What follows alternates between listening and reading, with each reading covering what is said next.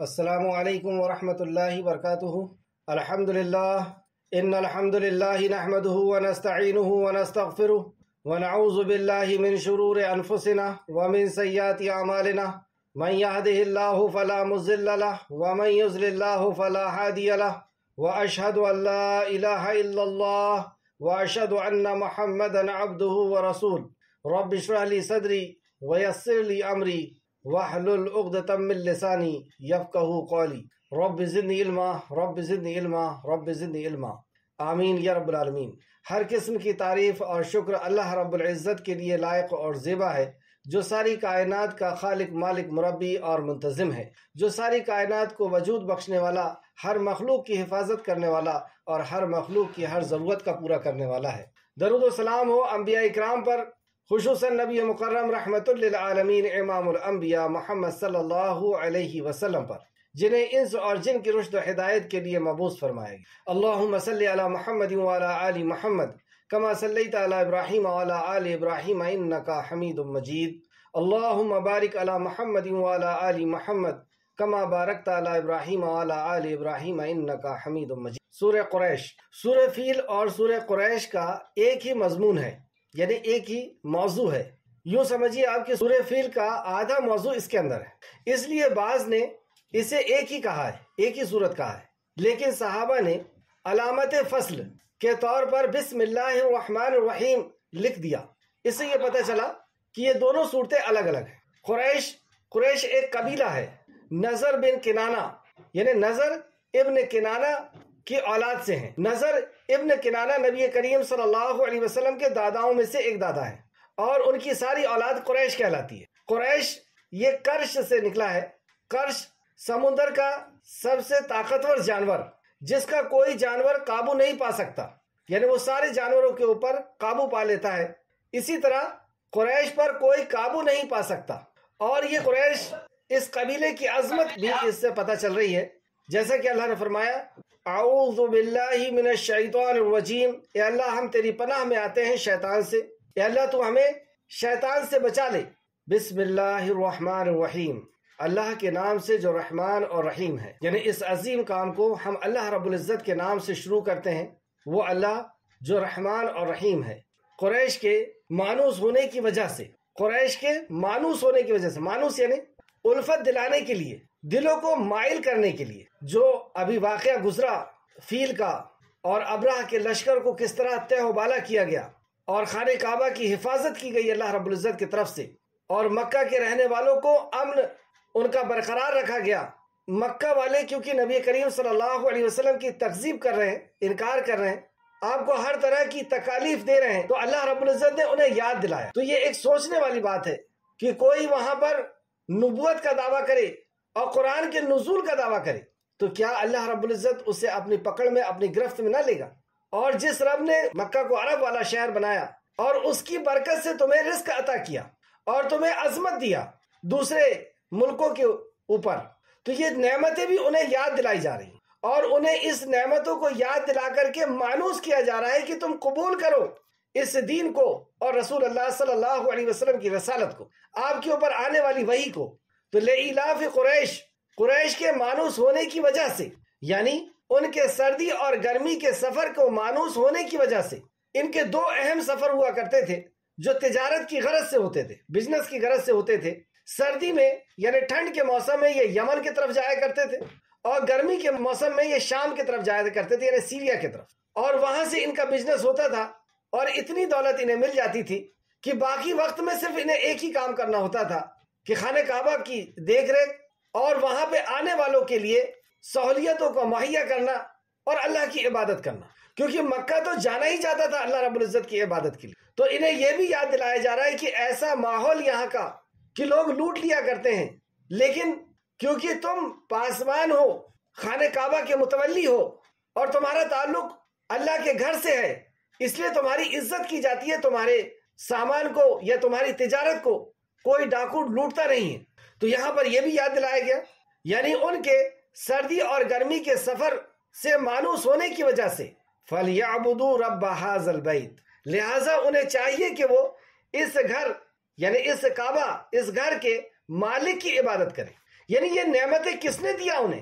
کس نے اس بیابان جگہ میں ایک شہر آباد کیا؟ غیر ذی زرع جو ابراہیم علیہ السلام کے آنے کے پہلے جگہ تھی، اس سے زمزم نکالا، پانی نکالا، جو اصل بنیادی چیز ہے کسی آبادی کے لیے، مخلوق کے جینے کے لیے۔ کس نے اسے آباد کیا؟ اور آباد کر کے اس کی عظمت کو قائم کیا لوگوں کے دلوں کے اندر، پھلوں کا رزق دیا۔ اور یہی نہیں، اس گھر کی حفاظت کے لیے تم نے ابھی دیکھا کہ جب ابرا ہاتھیوں کا لشکر لے کر کے آیا تو اللہ رب العزت نے اسے تہ و بالا کر دیا، اسے کھایا ہوا بھوسا بنا دیا۔ وہ اللہ جس نے تمہیں اس قدر انعامات دیے ہیں کہ ایسی زمین جہاں پر کوئی سبزہ نہیں اگتا، کوئی فصل نہیں ہوتی، ساری دنیا کا پھل وہاں پر پہنچا دیا، اور اس گھر کی وجہ سے تمہیں عظمت دی، تمہیں عزت دیا پوری دنیا کے اندر، اور کوئی بہت زیادہ تمہیں کام نہیں کرنا پڑتا۔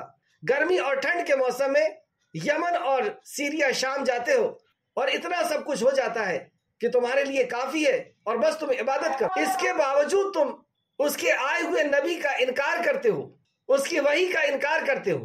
اور دوسرے اینگل سے اگر دیکھیں، دوسرے زاویے سے اگر سوچیں، تو جو رب اس بیابان جگہ میں آبادی پیدا کر سکتا ہے، اس ریگستان میں چشمہ نکال سکتا ہے زمزم کا، جو رب ساری دنیا سے پھلوں کو وہاں پہ اکٹھا کرتا ہے، جو رب اس خانہ کعبہ کی حفاظت کے لیے لشکروں کے لشکر پرندوں کے پہنچاتا ہے، کیا کوئی اس سرزمین پر جھوٹا نبوت کا دعویٰ کرے اور اللہ رب العزت کی پکڑ نہیں آئے گی؟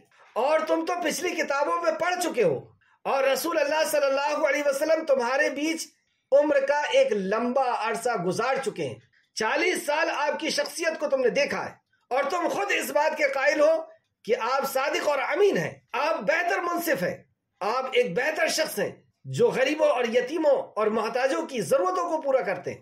تم اچھی طرح جان چکے ہو کہ یہ واقعی اللہ رب العزت کے رسول ہیں، اس کے باوجود بھی تم اس پر ایمان نہیں لاتے۔ تو یہ ساری چیزیں انہیں یاد دلائی جا رہی ہیں، اب ابیل کا واقعہ، ابراہ کا، اور انہیں مانوس کیا جا رہا ہے۔ اب آیتوں کو پڑھیں گے تو زیادہ کلیئر سمجھ میں آئے گی۔ قریش کے مانوس ہونے کی وجہ سے کہ وہ مانوس ہو جائیں، مانوس یعنی ان کے دلوں کو ان کے طرف مائل کرنے کے لیے، یعنی وہ دین کو قبول کر لیں، رسول اللہ کی رسالت کو اور آخرت کو قبول کر لیں، اسی میں ان کی دنیا کی اور آخرت کی بھلائی ہے۔ ایلافہم رحلۃ الشتاء والصیف، یعنی ان کے گرمی اور سردی کے سفر کو مانوس ہونے کی وجہ سے۔ کہ یہ مانوس کیوں ہے؟ کیوں تم اتنے امن اور امان سے یہ سفر کر لیتے ہو؟ کیونکہ تمہاری نسبت اللہ رب العزت کے گھر سے ہے، تمہاری نسبت مکہ سے ہے، اور تم اسی گھر کے اندر پتھروں، مجسموں اور ولیوں اور نبیوں کے تم نے مجسمے بنا لیے۔ اس رب کی عبادت کو چھوڑ، اس کے گھر میں اس کی عبادت کو چھوڑ کر کے تم نے اپنے خود ساختہ طور پر مجسمے بنا کر کے اور اس کی عبادت کرتے ہو۔ تو اللہ رب العزت نے فرمایا، آیت نمبر 3، فَلْيَعْبُدُوا رَبَّ هَٰذَا الْبَيْتِ، لہٰذا انہیں چاہیے کہ وہ اس گھر کے رب کی، اس گھر کے مالک کی عبادت کریں۔ انہیں چاہیے کہ جس نے اس گھر کو آباد کیا، اس جگہ کو آباد کیا، یہاں پہ پانی پہنچایا، فروٹ پہنچایا، اور اس گھر کی حفاظت کرتا ہے، تو انہیں کیا چاہیے؟ جس نے یہ ساری نعمتیں عطا کی ہیں تو انہیں کیا چاہیے؟ کہ وہ اس کی عبادت کریں۔ تو انہیں چاہیے کہ یہ اس گھر کے رب کی عبادت کریں، اور وہ رب الذی اطعمہم من جوع وآمنہم من خوف، جس نے انہیں بھوک میں کھانا کھلایا اور انہیں خوف میں امن دیا۔ وہ رب جو انہیں بھوک میں کھانا کھلاتا ہے اور انہیں امن دیا، یعنی انسان کی ترقی کے لیے اس کی 2 بنیادی ضرورتیں ہیں۔ اگر یہ 2 بنیادی ضرورتیں پوری ہو جائے تو وہ ترقی کی طرف سوچے گا، ترقی کی طرف بڑھے گا۔ اور وہ 2 بنیادی ضرورت ہے امن اور کھانا۔ کسی کو کھانے پینے کی چیزیں تو ہو لیکن امن نہ ہو، سکون نہ ہو، بے فکری نہ ہو، خوف اور دہشت ہو، تو وہ ترقی کی طرف نہیں بڑھ سکتا۔ اور کسی کے پاس امن تو ہو لیکن کھانا نہ ہو تو بھی وہ نہیں بڑھ سکتا۔ تو یہ 2 بنیادی ضرورتیں اللہ رب العزت نے بتائی کہ اللہ نے تمہیں عطا کیے، اور اس رب کو چھوڑ کر کے تم اس کے غیر کی عبادت کرتے ہو۔ اس صورت کا خلاصہ کیا کہ اللہ رب العزت نے نعمتیں یاد دلائیں اور کہا کہ جس نے یہ نعمت عطا کی ہے تمہیں چاہیے کہ تم اس کی عبادت۔ اللہ رب العزت نے جو ہمیں نعمتیں عطا کی ہے، بے شمار نعمتیں، نہ جن کو گن سکتے، نہ دیکھ سکتے، نہ جان سکتے، تو ہمیں چاہیے کہ ہم صرف اور صرف اسی کی عبادت کریں، کیونکہ یہ اس کا حق ہے۔ اللہ رب العزت اس حق تلفی سے ہم سب کو محفوظ رکھے۔ سورہ عنکبوت آیت نمبر 67 میں اللہ فرماتا ہے، اور کیا انہوں نے نہیں دیکھا کہ بے شک ہم نے ایک حرم امن والا بنا دیا، یعنی حرم کو امن والا بنا دیا، جبکہ لوگ ان کے ارد گرد سے اچک لیے جاتے ہیں۔ یہ اس شہر کی برکت ہے۔ یمن اور سیریا جاتے ہیں لیکن ان کو کوئی ہاتھ نہیں ڈالتا ان کو، کیوں؟ جو یہاں پہ اللہ نے فرمایا جبکہ لوگ ان کے ارد گرد سے اچک لیے جاتے ہیں، لوٹ لیے جاتے ہیں، لیکن انہیں کوئی نہیں لوٹتا۔ تو کیا وہ باطل پر ایمان لاتے ہیں اور اللہ کی نعمت کی ناشکری کرتے ہیں، باطل کی عبادت کرتے ہیں، اپنے ہاتھ سے بنائی ہوئی چیزوں کی عبادت کرتے ہیں اور اللہ کی نعمت کے ساتھ ناشکری کرتے ہیں کہ دیا اللہ نے، لیکن شکر لات عزا اور منات کا پورا کرتے ہیں کہ پانی گرایا تو لات نے، عزا نے ہمارے فصل کی حفاظت کی اور فلاں ہمیں اولاد دیتا ہے، تو یہ نعمتیں اللہ دیتا ہے لیکن یہ کفر کرتے ہیں اس کی نعمت۔ دوسری آیت سورہ قصص آیت نمبر 57،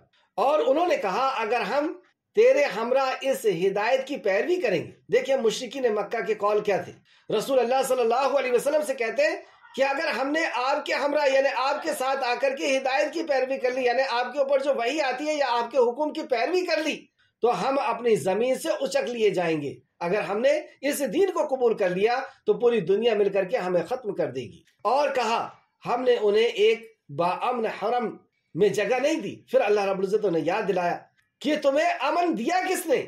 آج تم یہ کہتے ہو کہ تم اسلام قبول کر لو گے تو تمہیں اچک لیا جائے گا، تمہیں تباہ اور برباد کر دیا جائے گا، تمہیں شہر سے اور دیش سے نکال دیا جائے گا، تمہارا نام و نشان مٹا دیا جائے گا، اس لیے تم اپنی پہچان کو چھپاتے ہو۔ اور آج کے اس دور میں بھی آپ دیکھ لیں، شرماتے ہیں لوگ، چھپاتے ہیں اپنی پہچان کو۔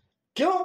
کہ اگر لوگوں کو یہ پتا چل گیا کہ ہم مسلمان ہیں تو ہمیں جاب سے نکال دیا جائے گا، ہم کالجوں میں جا کر کے آزادی کے ساتھ پڑھ نہیں سکتے، اس لیے حجاب کو چھپاتے ہیں، اپنی پہچان کو چھپاتے ہیں۔ یہی کیا تھا ان لوگوں نے، مشرکین مکہ نے۔ اور دیکھ لیں کہ امن اللہ رب العزت نے کس کو عطا کیا اور کس کو تباہ اور برباد کیا، اور یہ اللہ کا قانون ہے، ہمیشہ ایک جیسا رہے گا۔ اللہ فرماتا ہے میرے یہاں بات بدلی نہیں جاتی۔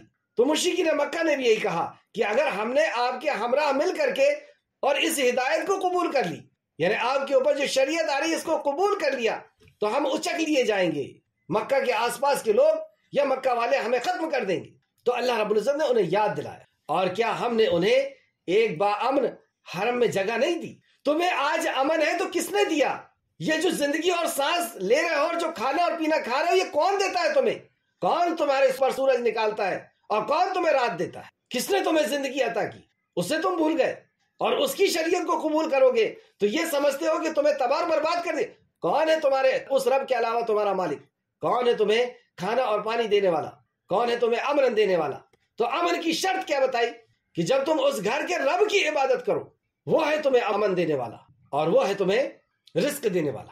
آگے فرمایا جس کے طرف پھل کھینچے ہوئے آتے ہیں، مطلب تمہیں امن بھی دیا اور اس شہر میں ساری دنیا سے پھلوں کو کھینچ کر کے لاتا ہے۔ آج بھی بڑی منڈیوں میں سے ایک منڈی عرب میں ہے، مکہ کے ارد گرد، اور وہاں پر یہ فروٹ آتے ہیں اور وہاں سے ڈسٹریبیوٹ ہوتے ہیں پوری دنیا کے اندر۔ یہ ابراہیم علیہ السلام کی دعا کی برکت اللہ رب العزت نے اسے قبول فرمائی، اور یہ نظام اللہ رب العزت کا بنایا ہوا ہمارے طرف سے روزی کے لیے، اور لیکن ان کے اکثر لوگ نہیں جانتے۔ تو یہ اللہ کی طرف سے روزی ہے لیکن اس کے اکثر لوگ نہیں جانتے۔ سورہ نحل میں بھی اللہ نے فرمایا، سورہ نحل آیت نمبر 112 اور 113، یہاں پر سورہ قریش کا مختصر سی تفسیر جو ہے وہ اپنے اختتام کو پہنچی۔ سورہ ماعون، بسم اللہ الرحمن الرحیم، اللہ کے نام سے جو رحمان اور رحیم ہے۔ ارائیت الذی یکذب بالدین، اے نبی کریم صلی اللہ علیہ وسلم، کیا آپ نے اس شخص کو دیکھا جو جزا اور سزا کو جھٹلاتا ہے، جو جزا اور سزا کو جھٹلاتا ہے، یعنی دین کو جھٹلاتا ہے، آخرت کے دن کو دین سے مراد آخرت کے دن کو جھٹلاتا ہے، یعنی منکرین قیامت کے اوصاف یہاں پہ بیان کیے جائیں۔ وہ لوگ جو آخرت کا انکار کرتے ہیں، مرنے کے بعد کی زندگی کا انکار کرتے ہیں، ان کی صفت بیان کی جا رہی ہے۔ اللہ رب العزت ان صفت سے ہم سب کو محفوظ رکھے، آمین یا رب العالمین۔ اور ان کی صفت کیا ہے؟ تو یہ وہ شخص ہے جو یتیم کو دھکا دیتا ہے۔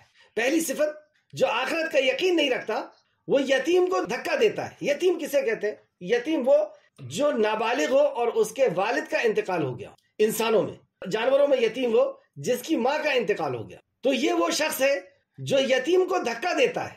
یہ صفت کس کی بیان کی جا رہی ہے؟ جو آخرت کا یقین نہیں رکھتا، اور جو یہ آخرت کا یقین رکھتا ہے وہ جانتا ہے کہ اس کی عزت کرنا، اس کی ضرورت پوری کرنا، اس کا پاس و لحاظ رکھنا، یہ اللہ رب العزت کے نزدیک کتنا قیمتی عمل ہے۔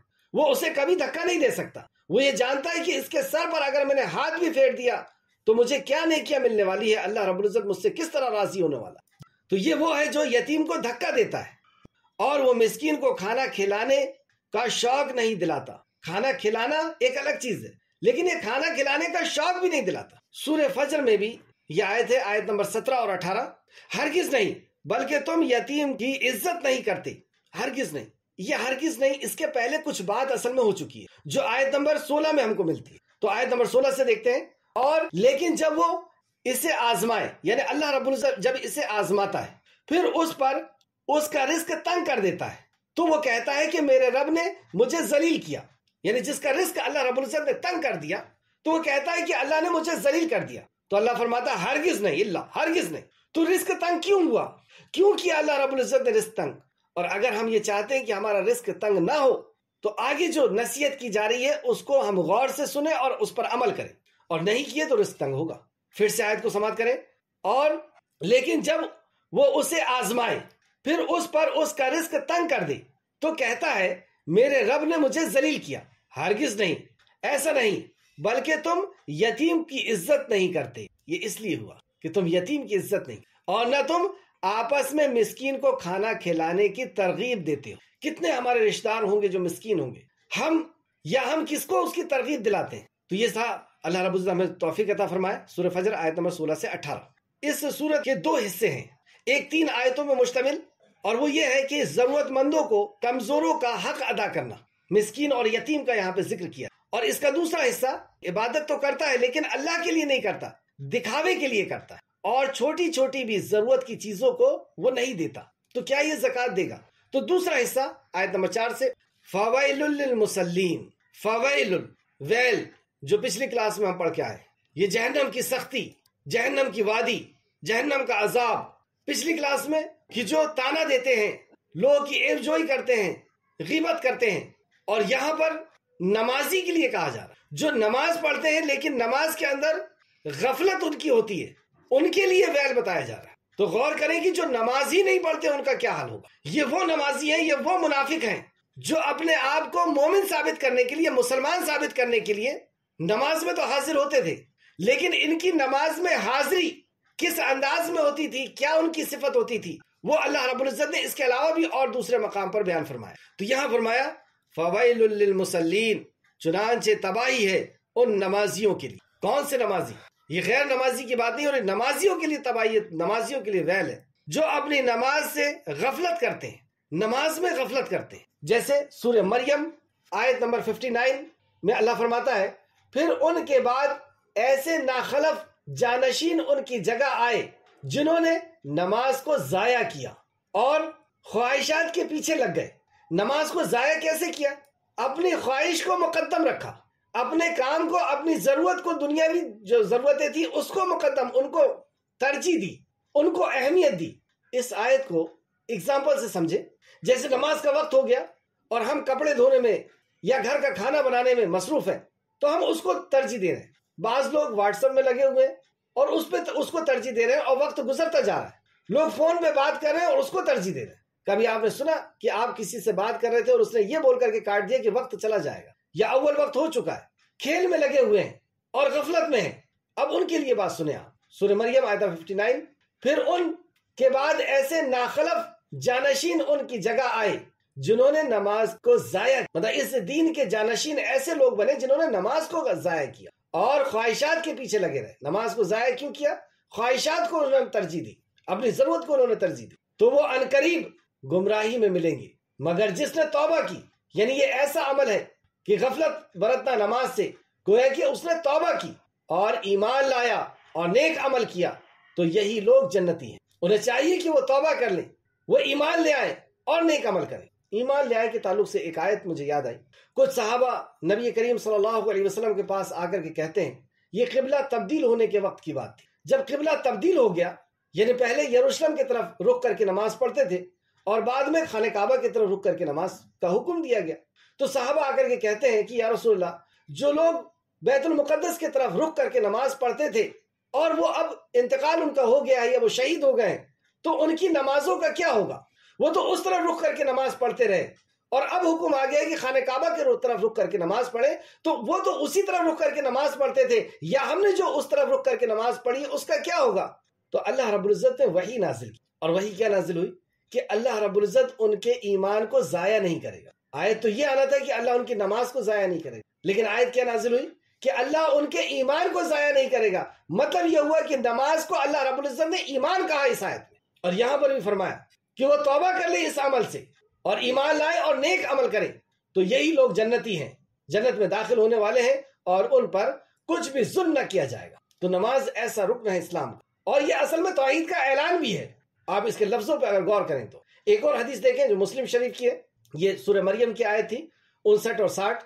سیدنا انس رضی اللہ عنہ بیان کرتے ہیں کہ رسول اللہ صلی اللہ علیہ وسلم نے فرمایا یہ نماز منافق کی نماز ہے کہ وہ بیٹھا ہوا سورج کو دیکھتا رہتا ہے، مطلب صبح فجر میں تو اٹھ گیا لیکن سستی اس قدر ہے اس کے اندر کہ وہ انتظار کر رہا ہے، گویا کہ وہ سورج کو دیکھ رہا ہے، اور جب سورج شیطان کے دو سینگوں کے درمیان ہو جاتا ہے تو وہ اٹھ کر 4 ٹھوکے مارتا ہے، مطلب جب طلوع آفتاب ہو جاتا ہے جب جا کر کے وہ ہڑبڑا کر کے اٹھتا ہے اور 4 ٹھوکرے مارتا ہے، یعنی جلدی جلدی نماز پڑھ اس کی وضاحت کی، اور اس میں اللہ کی یاد نہیں کرتا مگر تھوڑی۔ اب ایسی جلد بازی کی نماز میں کیا اللہ کو یاد کرے گا؟ تو اللہ کو یاد نہیں کرتا مگر تھوڑا، یہ منافق کی صفت ہے۔ مسلم شریف حدیث نمبر 622۔ سورہ نساء میں بھی اس قسم کا مضمون ہے، سورہ نساء آیت نمبر 142، بے شک منافق لوگ اللہ سے دھوکے بازی کر رہے ہیں، مطلب یہ سمجھ رہے ہیں وہ کہ وہ اللہ رب العزت کو دھوکہ دے دیں گے، مطلب ان کا نام رجسٹر میں لکھ لیا جائے گا، ان کی نماز کو قبول کر لیا جائے گا، ان کی نماز کو لکھ دیا جائے گا۔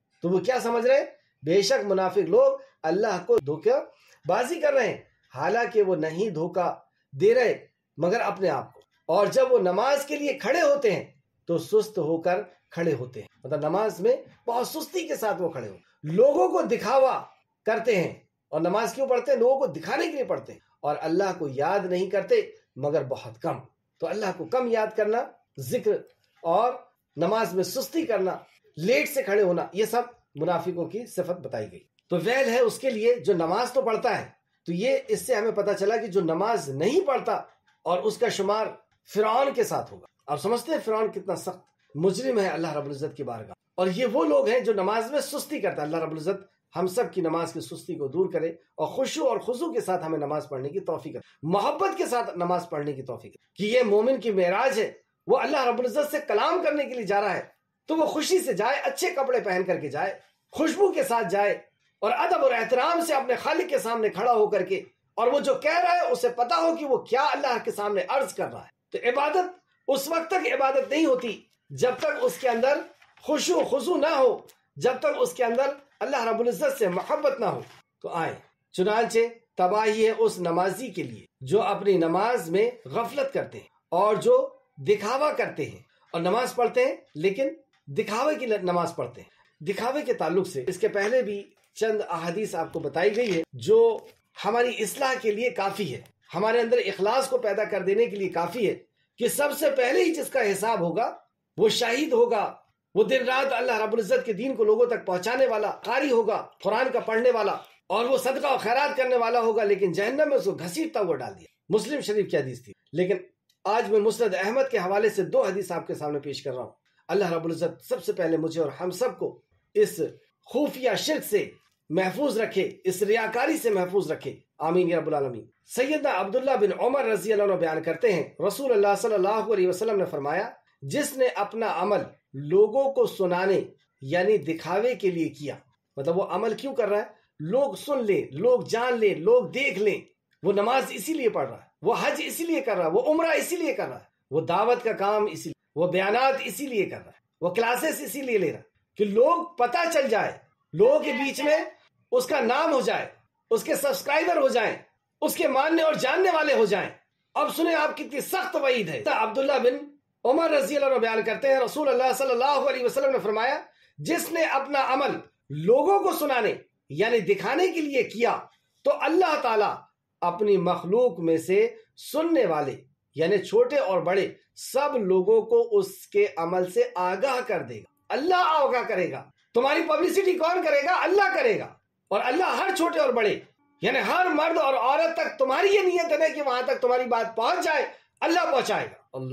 اللہ محفوظ رکھ ہم سے۔ اور پھر آگے رسول اللہ صلی اللہ علیہ وسلم نے فرمایا، اور پھر لوگوں کی نظروں میں اسے حقیر اور ذلیل کر دے گا، پھر لوگوں کی نظر میں اسے حقیر اور ذلیل کر دے گا، کیونکہ وہ حقیروں سے عزت چاہ رہا، وہ لوگوں سے عزت چاہ رہا تھا، اللہ رب العزت کی رضا اس کو مطلوب نہیں تھی، وہ لوگوں میں اپنی واہوائی چاہتا تھا، لوگوں میں اپنا پرچار اور پرسار چاہتا تھا، پبلسٹی چاہتا تھا، تو اللہ نے اسے خوب پبلسٹی کر دی، سب جاننے لگے اسے۔ رسول اللہ صلی اللہ علیہ وسلم نے فرمایا پھر لوگوں کے نزدیک اس کو حقیر اور ذلیل کر دے گا۔ تو پھر حقیر اور ذلیل کر دیتا ہے اللہ رب العزت ایسے شخص۔ مسند احمد جلد نمبر 2 اور صفحہ نمبر 223 224 223 224۔ رسول اللہ صلی اللہ علیہ وسلم نے فرمایا سب سے زیادہ خوف والی چیز جس کا مجھے تم پر ڈر ہے وہ شرک اصغر ہے۔ اب اس عمل کو شرک کہا رسول اللہ صلی اللہ علیہ وسلم کہ یہ شرک ہے اور شرک اصغر ہے، یعنی چھوٹا شرک ہے۔ لوگوں نے پوچھا یا رسول اللہ شرک اصغر کیا ہے؟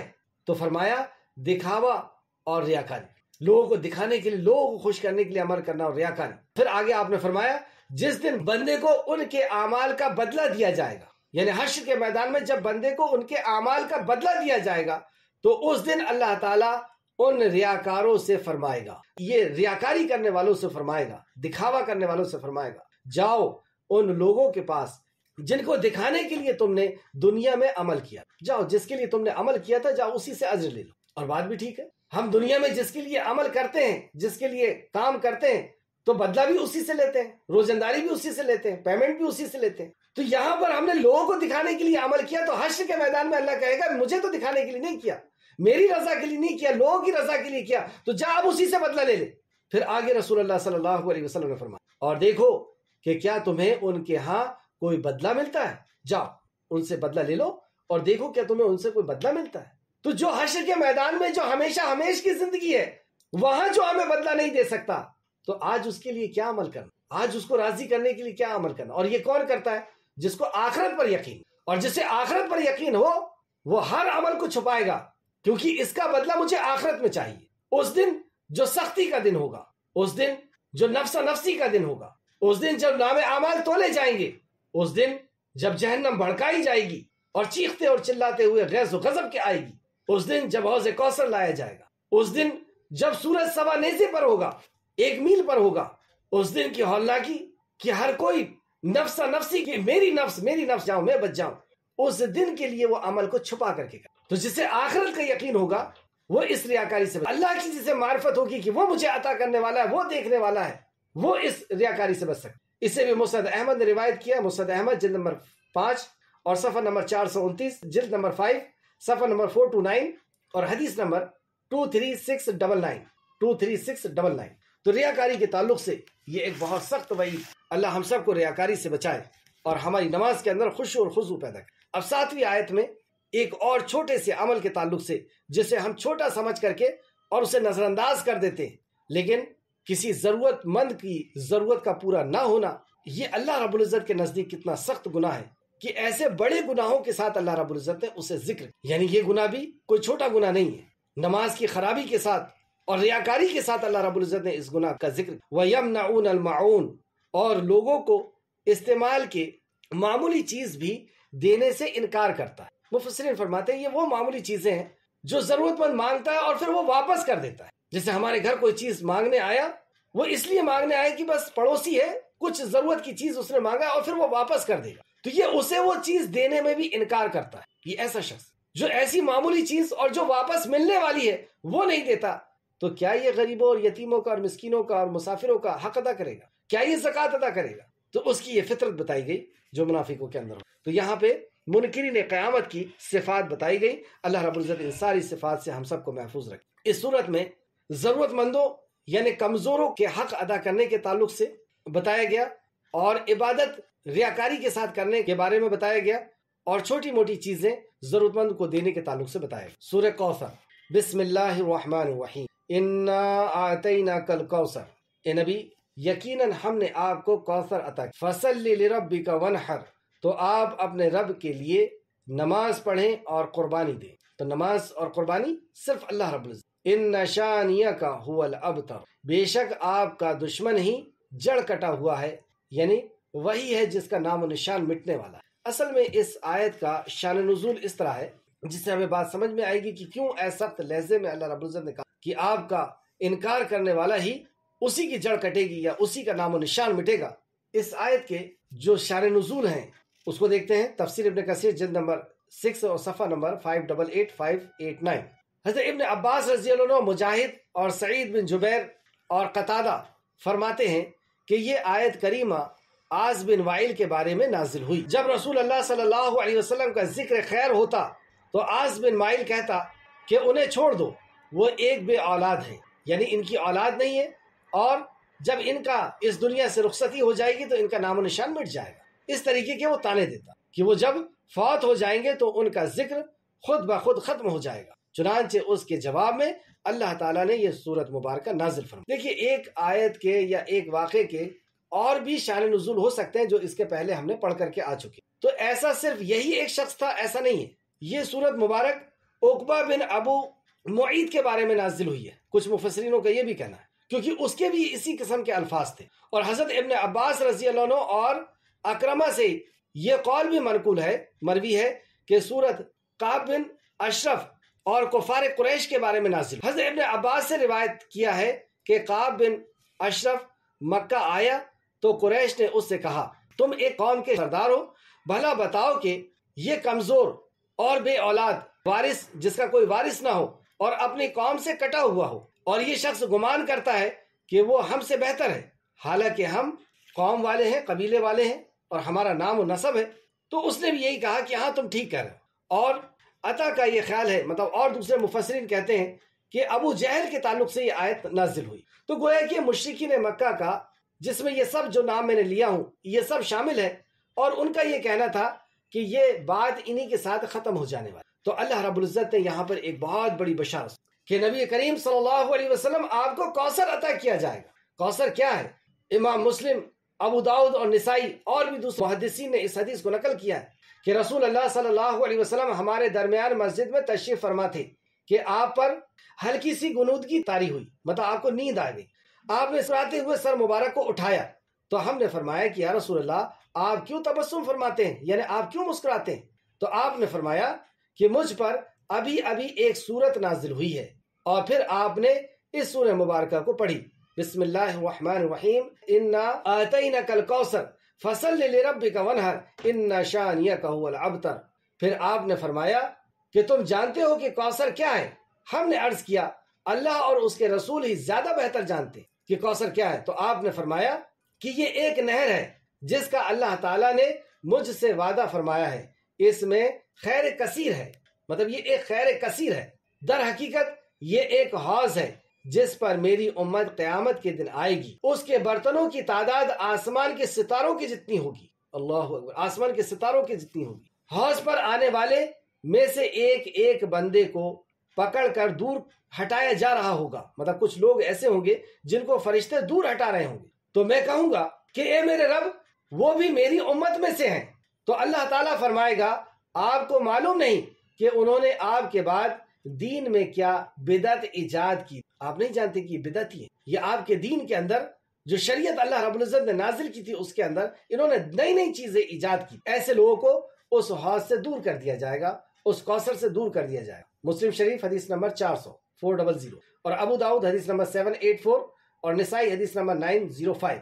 ایک اور حدیث، رسول اللہ صلی اللہ علیہ وسلم نے فرمایا میں جنت میں داخل ہوا تو میں نے ایک نہر دیکھی جس کے کنارے پر موتیوں کے خیمے بنے ہوئے تھے، یعنی موتیوں کے محل بنے ہوئے تھے، ٹینٹ بنے ہوئے تھے، خیمے بنے ہوئے تھے۔ میں نے وہاں ہاتھ مارا جہاں پانی چل رہا تھا تو اس سے کستوری کی نہایت تیز خوشبو آ رہی تھی، مطلب اس پانی میں ہاتھ مارا تو وہاں سے کستوری کی تیز خوشبو آ رہی۔ میں نے پوچھا جبرائیل یہ کیا ہے؟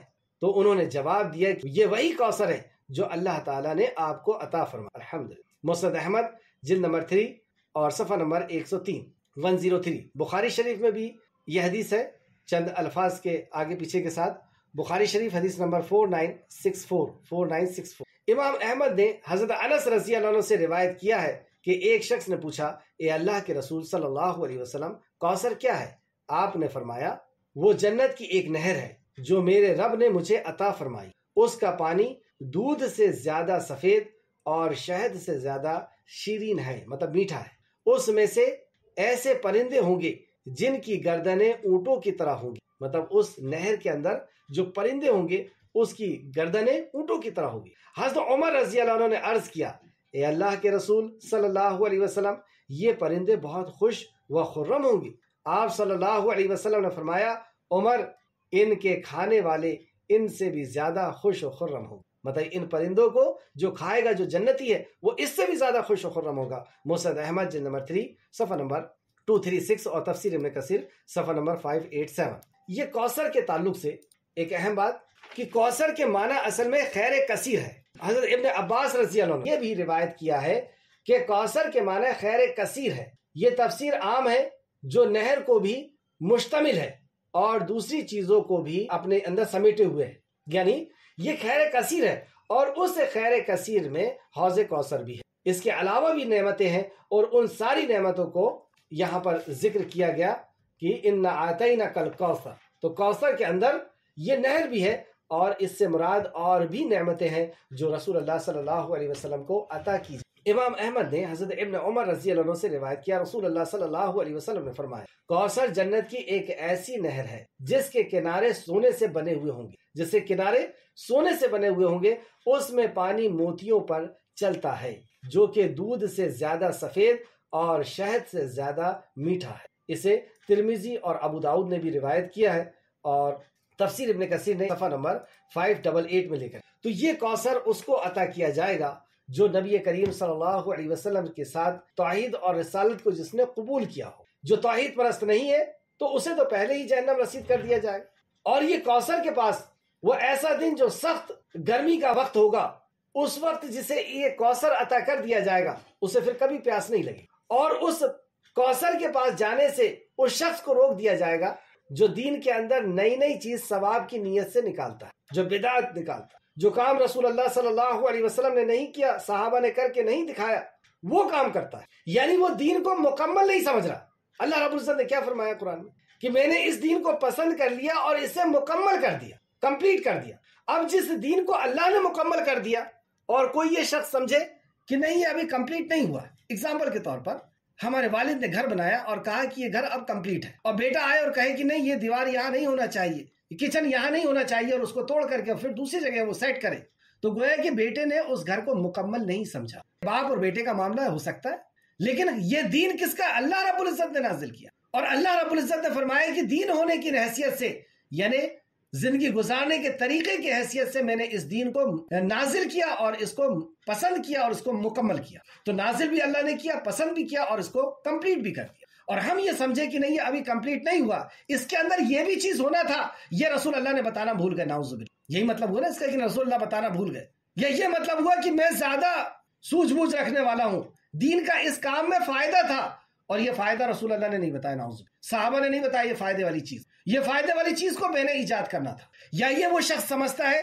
کہ 31واں پارہ اس کے اوپر نازل ہو رہا ہے، تو یہ جو وہی نازل ہونا تھا وہ رسول اللہ صلی اللہ علیہ وسلم کے اوپر نازل ہو گئی، جو شریعت جو دین بننا تھا وہ رسول اللہ صلی اللہ علیہ وسلم کے زمانے میں، صحابہ اکرام کے زمانے میں بن چکا۔ اب قیامت کی صبح تک جو بھی نئی چیز ایجاد ہوگی جو اللہ کے نبی اور صحابہ کے دور میں نہیں تھی اور اسے ثواب کی نیت سے کیا جائے گا تو وہ بدعت، اور ہر بدعت چھوٹی ہو بڑی ہو اچھی ہو بری ہو، یہاں پہ کہا کل بدعت ضلالہ، ہر بدعت گمراہی ہے، ہر گمراہی جہنم کی آگ تک لے جانے والی، کل ضلالۃ فی النار، نار تک لے کر کے جانے۔ ہمیشہ ہر مقرر کے زبان سے آپ یہ حدیث سنتے ہو، تو یہ کیسے جرأت کر سکتا ہے ایک مومن کہ وہ دین کے اندر نئی چیز کو داخل کرے یا دین کے اندر نئی چیز کو برداشت کرے؟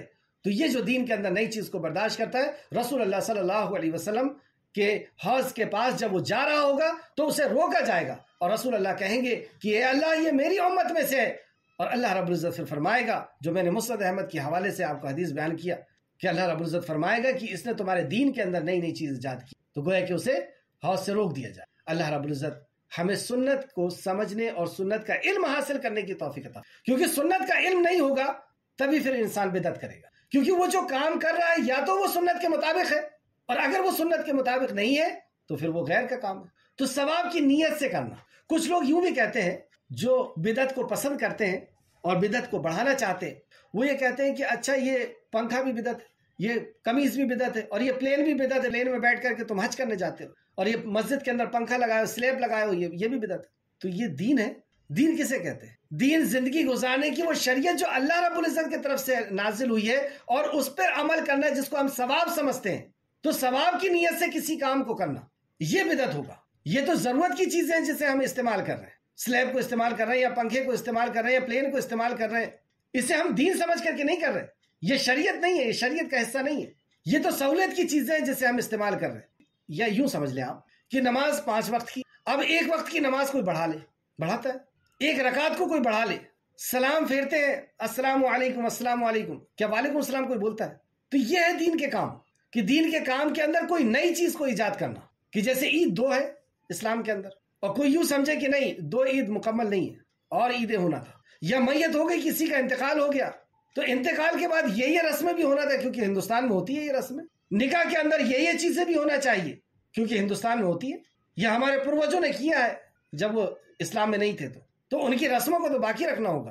تو دین کے اندر ثواب کی نیت سے کوئی نئی چیز کا ایجاد کرنا جو نبی کریم صلی اللہ علیہ وسلم اور صحابہ کرام نے نہیں کی، وہ بدعت. تو ان بدعتیوں کو روکا جائے گا. آگے آئے جو کوثر کے تعلق سے اتنی بات نکل گئی کہ انا اعطینا کل کوثر، یقیناً ہم نے آپ کو کوثر عطا فرمایا. تو آپ اپنے رب کے لیے نماز قائم کریں اور قربانی دیں. تو نماز اور قربانی یہ اللہ رب العزت کا حق ہے. ان شانیک هو الابتر، اور بے شک آپ کا دشمن ہی جڑ کٹا ہوا ہوگا، یعنی وہی بے نام و نشان ہوگا، اور اسی کا نام و نشان مٹے گا جو یہ شوق رکھتا ہے یا یہ سوچتا ہے کہ رسول اللہ صلی اللہ علیہ وسلم کی زندگی میں ہی ان کا دین ختم ہو جائے گا. تو دین اصل میں اس کی زندگی اور اس کا نام و نشان مٹے گا. اور آپ نے دیکھا کہ ایسے لوگوں کا نام و نشان مٹ چکا. ہم ان کا ذکر بھی کرتے ہیں تو ان کی عبرت کے لیے کہ ایسے عمل اگر کوئی کرے گا تو اس کا بھی یہی انجام ہوگا جو ان لوگوں کا. آخر میں اللہ رب العزت سے دعا ہے کہ اللہ رب العزت ہمیں صحیح معنوں میں قرآن مقدس اور احادیث کو سمجھنے اور صحابہ کے فہم کے اوپر سمجھنے اور اس پر عمل کرنے کی ہم کو توفیق اور رفیق عطا. جب تک ہمیں خالق مالک تو زندہ رکھ، ایمان کے اوپر، عمل صالح کے اوپر، نیک عمل کے اوپر ہمیں زندہ رکھ، اور ہمارا خاتمہ بالخیر فرما. آمین یا رب العالمین. اللہم صلی وسلم علی نبینا محمد، اللہم صلی وسلم علی نبینا محمد. آمین یا رب العالمین. السلام علیکم ورحمۃ اللہ وبرکاتہ.